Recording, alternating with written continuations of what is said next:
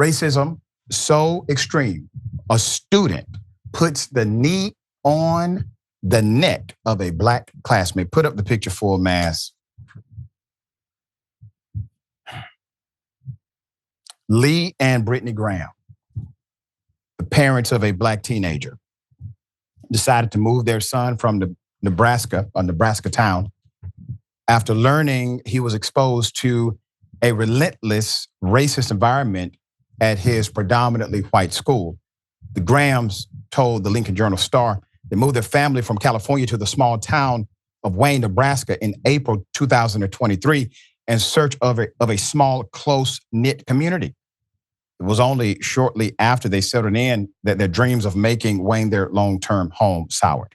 With millions watching and many people benefiting from this program called Indisputable, we just need 1% of the viewers to become a paid member so we can continue to bring this content to you. Now back to the show.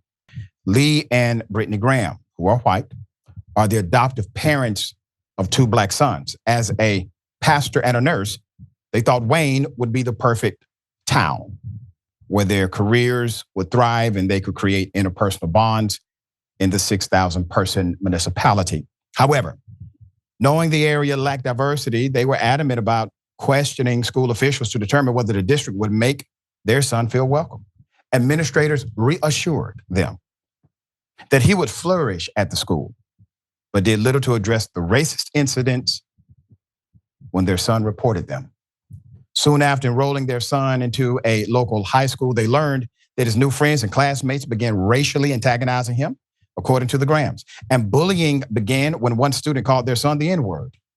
Others soon joined in and started calling him the slur daily and making offensive gestures, like making monkey noises and calling him a baboon. After making the football team, he started hearing the N-word at games, something we've reported on at Indisputable multiple times. From players on the opposite team, the Grahams said their son told them of the bullying, but asked them to not intervene, hoping he could resolve the issue himself. However, the incident that was the final straw happened on November 2023 during his PE class. He was lying on the floor after running sprints when a classmate placed a knee on his neck and asked him if he could breathe, openly mocking the dreadful way George Floyd was murdered in 2020. Finally, our son came to us and said, quote, "I can't do this anymore. I need you to get involved. I can't live like this." Lee Graham said it was about to break him. Put up the superintendent. See, the buck is supposed to stop with him. Wayne Community School Superintendent Mark Linehan said the district was unable to take action since there were rarely witnesses or evidence to prove such incidents happened. The superintendent said the district plans to implement more extensive training for all faculty to teach them how to observe school policies and report bullying and harassment. Officials also plan to engage students in productive discussions on social emotional wellness, racism, and harassment. There was one instance when a teacher overheard the students calling the Graham son racial slurs. The teacher never reported the incident to administrators and merely decided to write the student a letter of apology.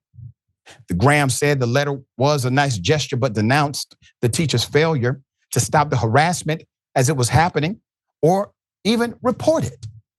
The Graham son was only enrolled at the school for one semester, thank God.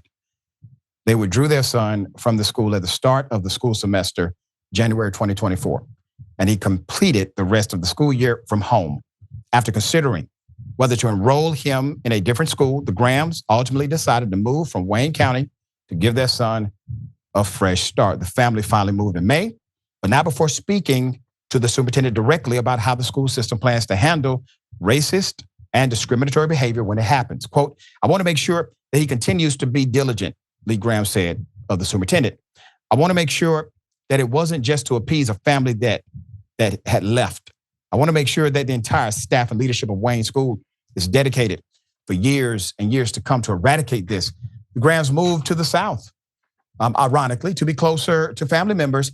While racism is still prevalent in that part of the country, they say their son is currently enrolled in a more diverse school that shows less tolerance for racism. Put up these remarkable parents again. I was a foster kid. I went through 5 different foster homes myself as a preteen and teenager. And I remember Diane Mitchell, white school counselor who adopted me for a period of time. And there were these differences culturally, obviously, but she had so much love in her heart that we were able to melt those cultural differences. And I believe that these parents are of the same pedigree. And I just want to say thank you for doing the right thing for your Black son. All right, Wosny, thoughts here? Yeah, it just sucks that they had to actually move the kid out of his school, out of, something that had become at least semi-comfortable, in order to avoid these kinds of things. Even in today, in 2024, we realize that kids can be quite cruel to one another. Unfortunately, even still in a racial manner. You wonder what's going on culturally in terms of the parents and the community, that this kind of thing can just flourish at a school. It's one thing for people to say whatever they say or do whatever they do within the privacy of their own homes, but that kids would carry that out into the public and inflict this kind of pain on their fellow classmate is terrible. But like you said, I would definitely like to commend their adoptive parents, man. These folks are stepping up to the plate and ensuring the well-being and safety of their charges. So that's pretty cool, honestly. That's the best part of this story to me. I agree. I agree 100%.